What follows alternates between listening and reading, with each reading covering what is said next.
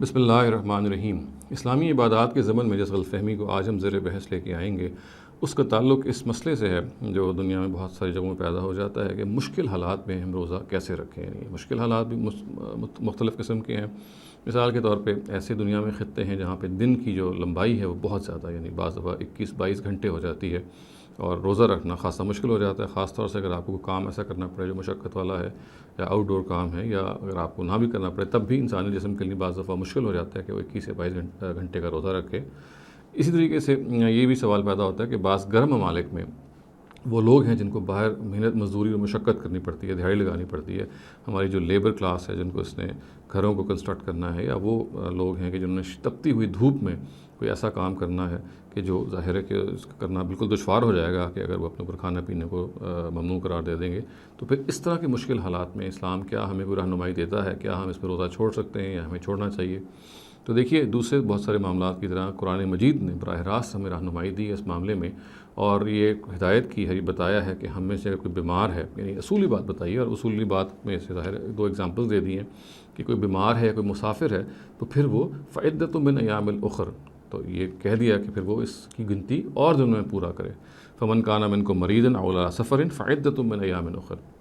اس کا مطلب یہ ہے کہ آپ میں سے کوئی مریض ہے یا آپ میں سے کوئی مسافر ہے، تو پھر وہ اگر اس کے لیے مشکل ہے کہ وہ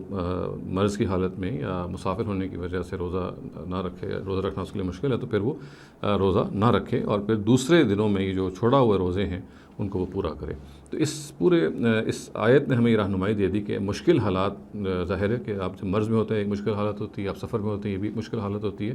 تو اس پہ ہم قیاس کریں گے کہ اگر اور مشکل حالتیں انسان کو پیش آتی ہیں، وہ یہ بھی ہو سکتی ہیں جیسے میں نے عرض کیا کہ دن کی لمبائی بہت زیادہ ہو جائے، وہ یہ بھی ہو سکتی ہیں کہ آپ کو محنت مزدوری کر کے اپنا پیٹ پالنا ہے، مشقت کرنی ہے، ایک مزدور ایسے دہاڑی لگانی ہے، اس کے لیے گرمیوں یا حبس میں بہت مشکل ہو جاتا ہے کہ وہ روزہ رکھ سکے، تو اس کو لیے پھر آپشن موجود ہے کہ پھر وہ روزہ چھوڑ دے۔ لیکن اگر وہ روزہ چھوڑتا ہے تو پھر اس کو یہ روزہ بعد میں پورا کرنا ہے۔ تو ہم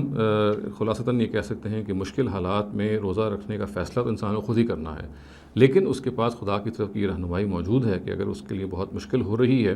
اور اسی خود قرآن نے مثال دے دی کہ مشکلوں کی 2 قسمیں بیان کر کے، یعنی مرض اور سفر کی حالت کو، کہ یہ اور اس پہ ہم قیاس کریں گے کوئی اور بھی مشکل اگر آپ کو ہو رہی ہے، تو پھر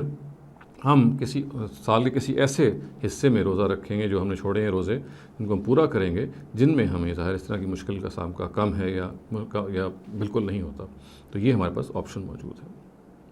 اقول قولی ھذا واستغفر اللہ لی ولکم ولسائر المسلمین والمسلمات۔